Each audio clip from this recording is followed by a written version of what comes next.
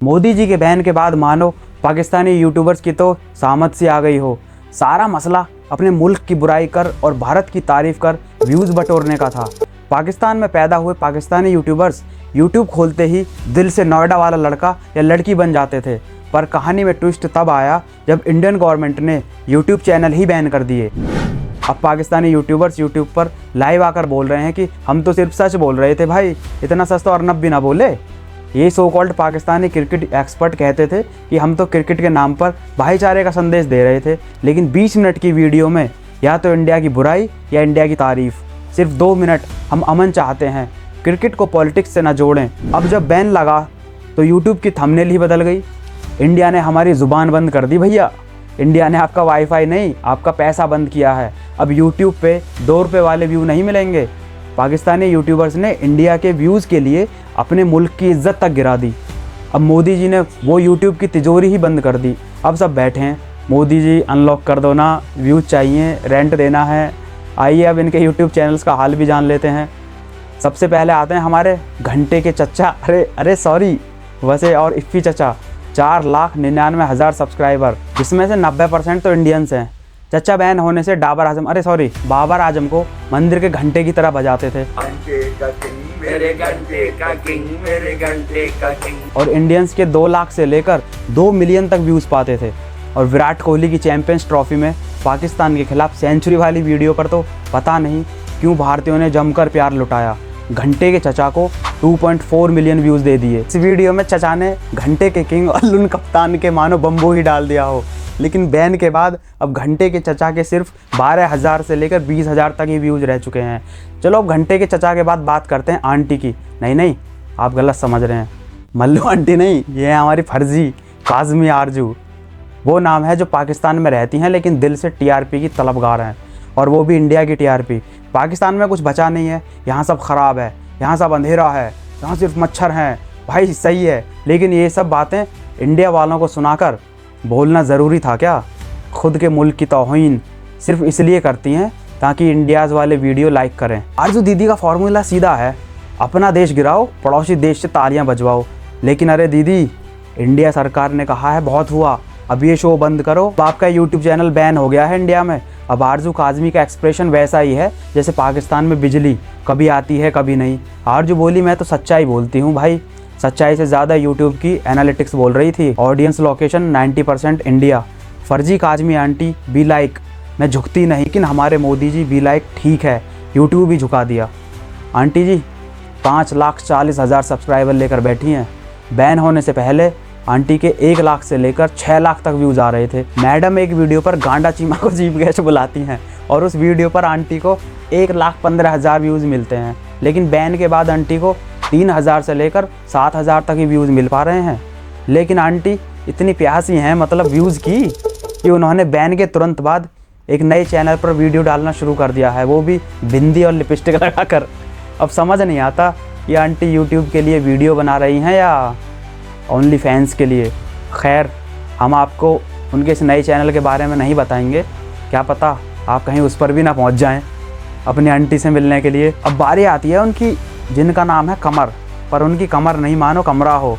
हम बात कर रहे हैं प्रोपेगेंडा के राजा गेंडा चीमा की। कमर हाथी अपने यूट्यूब पर कहते हैं कि भारत में तो लोकतंत्र बहुत मैच्योर है जी, पाकिस्तान को बहुत कुछ सीखना चाहिए। लेकिन जैसे ये ढोलकपुर के राजा मोटे चीमा पाकिस्तानी न्यूज़ चैनल्स पर जाते हैं तो भारत के खिलाफ जहर उगलना शुरू कर देते हैं, जैसे कि भारत हमारा दुश्मन है, वहाँ ह्यूमन राइट्स ही नहीं है। अबे कमरे चीमा, आप ह्यूमन राइट्स की बात करते हैं, हम तो एनिमल राइट्स की खातिर तेरे जैसे छोटे हाथी को भी व्यूज़ के थ्रू पैसे दे रहे थे। सिंपल सा यूट्यूब का फॉर्मूला है, पाकिस्तान की बुराई करो, इंडिया की तारीफ़ करो, व्यूज़ इंडिया से, और रोज़ नए 4 एनालिसिस। फिर रात को जाते हैं पाकिस्तानी चैनल्स पर और बोलते हैं इंडिया की नीतियाँ एग्रेसिव हैं, वो रीजनल बुली हैं, और अब मोदी जी ने भी बोल दिया है दोगली बातें बहुत हो गई, channel ban. Kamarjit Singh Cheema YouTube पे इंडिया के दोस्त और टीवी पर दुश्मन बनते रहे। लेकिन इंडिया ने इस तबल्ले को एक ही लाइन में लिखा, हाइपोक्रासी डिटेक्टेड, एक्सेस डिनाइड।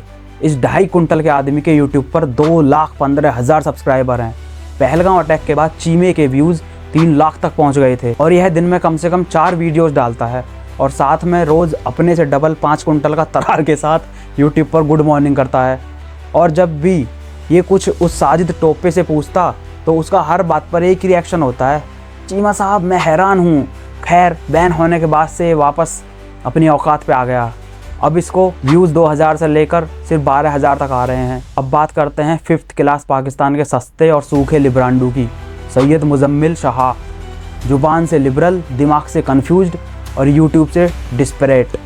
इंडिया की तारीफ़ करके व्यूज़ बटोरने का शॉर्टकट ये भी अपनाता, पर भारत सरकार ने सीधा शॉर्टकट से भेज दिया इसको भी बैन जोन में। सस्ता इमरान हाशमी, सैयद मुजम्मिल यूट्यूब पर कहता है कि पाकिस्तान में ह्यूमन राइट्स नहीं है, इंडिया हमसे आगे है, लेकिन इसको कोई और प्लेटफॉर्म मिलता है तो इसका असली पाकिस्तानी बाहर आ जाता है। इंडिया में माइनॉरिटी पर जुल्म हो रहा है, आरएसएस सब पर कंट्रोल कर रही है। तू लिबरल है लॉबिस्ट, कुछ तो तय कर। तुम्हारा कंटेंट उतना ही नकली था जितना तुम्हारी न्यूट्रलिटी। इंडिया की तारीफ़ करके व्यूज़ कमाना आसान था, पर इंडिया ने समझ लिया ये बंदा सच नहीं सिर्फ स्क्रिप्ट पढ़ रहा है। चैनल बेनिफिट भाई, इतना ही कन्फ्यूज़न है तो यूट्यूब से ब्रेक ले ले। खैर हमने तेरे लिए परमानेंट ब्रेक दे दिया है, बैन। खैर इन लिबरल भाई के यूट्यूब पर 5,23,000 सब्सक्राइबर हैं और इनके व्यूज़ 9 लाख तक जाते हैं। अब बात करते हैं ब्लैक होल की। खैर पाकिस्तानियों का दिमाग भी कुछ ऐसा ही है, सब अंदर जाता है लेकिन कुछ बाहर नहीं आता। आई अब तो रोस्ट की क्लास में परवेज़ हुड बॉय साहब भी हाजिर हैं। नाम बड़ा, IQ थोड़ा गड़बड़ है और सोच ऐसी जैसे 1970 के अखबारों से बाहर नहीं निकल रही। फिजिक्स में PhD लेकिन बातों में लॉजिक ज़ीरो, और ऊपर से पाकिस्तानी हाफिज़ सईद के एजेंडा का टीका लगाए बैठे हैं। क्वांटम फिजिक्स का नाम लो लेकिन बात करो 7वीं सदी की। साइंस इंपॉर्टेंट है लेकिन सिर्फ तब जब वो मेरी आइडियोलॉजी से मैच करे। भाई तुमने न्यूक्लियर फिजिक्स को भी व्हाट्सएप फॉरवर्ड बना दिया। हुड बॉय अपने लेक्चर में कहते हैं कि क्वांटम मैकेनिक्स बताता है कि दुनिया को सिर्फ रेशनल देखा जाना चाहिए, लेकिन सर आप हर बात में रिलीजन घुसा देते हो। परवेज़ हुड बॉय जी, तुम्हारी डिग्रीज काम की हैं लेकिन सोच आउटडेटेड। तुमने न्यूक्लियर साइंस को तो समझा पर कॉमन सेंस को एटॉमिक लेवल पर उड़ा दिया। खैर इन्होंने भी अपना यूट्यूब चैनल खोल लिया ताकि पाकिस्तान से एलोन मुश्क पैदा हो सके, लेकिन इनकी इन्फॉर्मेटिव वीडियो पर सिर्फ 2 से 3 हज़ार तक ही व्यू आते हैं। लेकिन जब ये जनाब मोदी जी के खिलाफ जहर उगलते हैं तो इनके 3-3 लाख तक व्यूज़ मिलते हैं। अब बात करते हैं इंटरनेशनल क्रिकेट एक्सपर्ट फुरकान भट्टी की।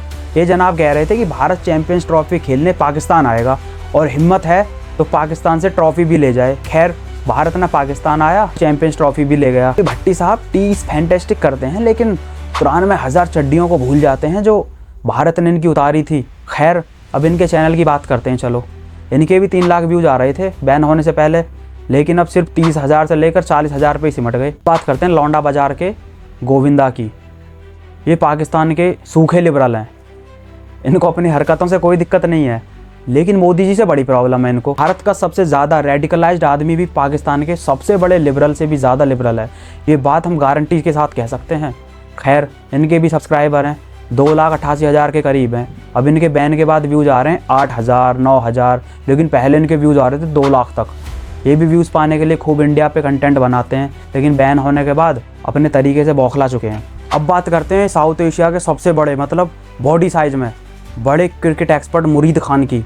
ये जनाब भी एंगेजमेंट के लिए भारत पर बहुत निर्भर करते थे, लेकिन मोदी जी ने इनका भी एक्स अकाउंट बैन कर दिया। फरीद का यूट्यूब चैनल भी बैन कर दिया है। अब इनको बांग्लादेश याद आ रहा है।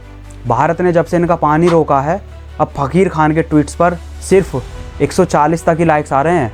पहले इसको हज़ारों में मिलती थी लाइक्स। अब भारत मैच जीते तो इसको ये फ़कीर खान साउथ एशिया का मूवमेंट बताता है। अगर भारत हारे तो भारत की हार। भारत के लोगों की एंगेजमेंट पाने के लिए यह साउथ एशिया का RR करता रहता है। सुनील गावस्कर जी ने कहा कि भारत को पाकिस्तान को एशिया कप से बाहर कर देना चाहिए, तो इस भिखारी खान को बड़ी तकलीफ़ हुई। कहता है कि ACC का प्रेसिडेंट मौसमी है, तो भाई चैंपियंस ट्रॉफी के टाइम पे कहाँ चली गई थी PCB? क्या फरीद को रमीज़ राजा की स्टेटमेंट याद नहीं है कि PCB को मोदी जी चला रहे हैं, चाहें तो वह आज बंद कर दें। इसके साथ साथ मोदी जी ने शुजी अख्तर के भी बड़ी ज़ोर से फैटी मारी है, उसका चैनल बैन करके। उसके सब्सक्राइबर और व्यूज़ तो 90% इंडिया से ही आते थे।